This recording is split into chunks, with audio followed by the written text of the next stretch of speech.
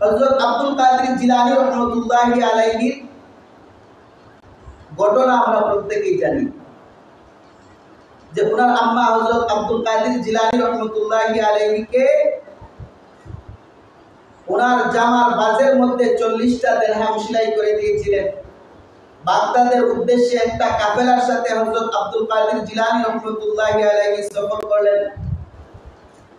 প্রতিমধ্যে রাত্র হয়ে যাওয়ার কারণে কাফেলার প্রত্যেকে পরামর্শ করলো যে রাস্তায় রাত্রি যাপন করবে। তো কাফেলার সকল মানুষ রাত্রি যাপনের ব্যবস্থায় ব্যস্ত।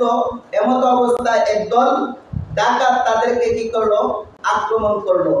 আক্রমণ করার পর তাদের সমস্ত মাল তারা কি করে নিল? লুণ্ঠন করে নিল। তো একজন ডাকাত সদস্য ছোট্ট বালক হযরত আব্দুল কাদের জিলানী রাহমাতুল্লাহি আলাইহিকে বলতেছেন যে বালক, তোমার কাছে কি কোনো কিছু আছে? আব্দুল কাদের জিলানী রাহমাতুল্লাহি আলাইহি বললেন, হ্যাঁ আমার কাছে আছে। ডাকাত সদস্য ভাবলো হয়তো মজা করে বলতেছেন। তো ডাকাত আবার প্রশ্ন করলো, কি আছে? বলতেছেন আমার কাছে 40 দিরহাম আছে, 40টা স্বর্ণ মুদ্রা আছে। ওই ডাকাত হযরত আব্দুল কাদের জিলানী রাহমাতুল্লাহি আলাইহি জামা তালাশ করে কিছু পেল না। এদিকে ডাকাতের সর্দার হযরত আব্দুল কাদের জিলানী রাহমাতুল্লাহি আলাইহি নিকট আসলো। আসার পর বলতেছে, বালক তোমার কাছে কি সত্যি কোনো কিছু আছে? আব্দুল কাদের জিলানী রাহমাতুল্লাহি আলাইহি বললেন, হ্যাঁ আমার কাছে 40টা দিরহাম আছে, স্বর্ণ মুদ্রা আছে। ডাকাতের সর্দার বলল, তাহলে ওই স্বর্ণ মুদ্রাগুলো তুমি বাহির করো। হযরত আব্দুল কাদের জিলানী রাহমাতুল্লাহি আলাইহি ওনার জামার বাস থেকে সেলাই করা অবস্থায় 40টা স্বর্ণ মুদ্রা বাহির করলেন।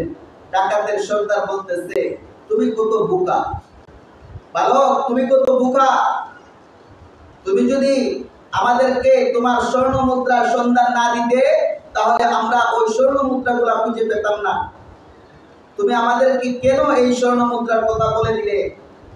হযরত আব্দুল কাদের জিলানী রাহমাতুল্লাহি আলাইহি ডাক দিয়া বলেন, আরে ডাকাত সর্দার, আমি যখন বাড়ি থেকে বাইরে হই আমার আম্মা জান আমাকে উপদেশ দিয়েছেন, বেটা তুমি যখন রাস্তায় থাকবে, যেই জায়গায় থাকবে, কখনো মিথ্যা কথা বলবে না, সর্বদা সত্য কথা বলবে। আমার আম্মা আমাকে মিথ্যা কথা বলতে নিষেধ করেছেন, এই জন্য আমি এই স্বর্ণ মুদ্রার কথা বলে দিলাম।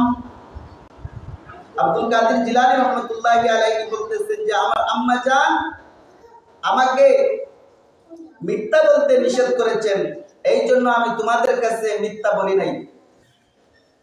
ডাকাত সর্দারের মনের মধ্যে আব্দুল কাদের জিলানী রাহমাতুল্লাহি আলাইহির এই কথাগুলা দাগ কাটলো, মনের মধ্যে একটা রেখা কাটলো। ছোট্ট একটা বালক মায়ের আদেশ পালন করে, মা বলছেন মিথ্যা কথা বলো না, এই জন্য সন্তান ছোট্ট বালকটা মিথ্যা কথা বলে নাই।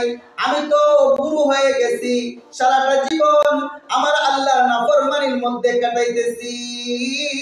ও বালক তুমি সাক্ষী থাকো, আজকে থেকে আমি তওবা করলাম, আর জীবনে কোনোদিন পাপ কাজ করব না, আর কোনোদিন ডাকাতি করব না, কোনো ধরনের পাপ আমি করব না।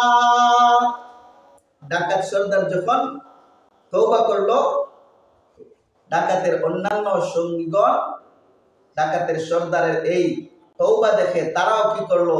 তওবা করলো। আর বলতেছে, সর্দার আমরা যখন খারাপ কাজ করছি, মন্দ কাজ করছি, তখন আপনি আমাদের সর্দার ছিলেন, এখন আমরা তওবা করছি, সুতরাং এখন আমরা নেক কাজ করব, তখনও আপনি আমাদের নেক কাজের সর্দার থাকবেন। ইতিহাস সাক্ষী, ছোট্ট বালক আব্দুল কাদের জিলানী রাহমাতুল্লাহি আলাইহির খাতিরে এই ঘটনার পরিপ্রেক্ষিতে সমস্ত ডাকাতগণ মৃত্যুর পূর্বে ওলি হয়ে কবরে গেছেন। ইতিহাস সাক্ষী, ওই সমস্ত ডাকাত দলেরা ওলি হয়ে কবরে গেছে। আল্লাহর হাবিব পয়গম্বর আরবি রাহমাতুল্লিল আলামিন বলেন, as-sidqu yunji ওয়াল কিযবু ইউহলিক, সত্য মুক্তি দেয় আর মিথ্যা ধ্বংস করে। হযরত আব্দুল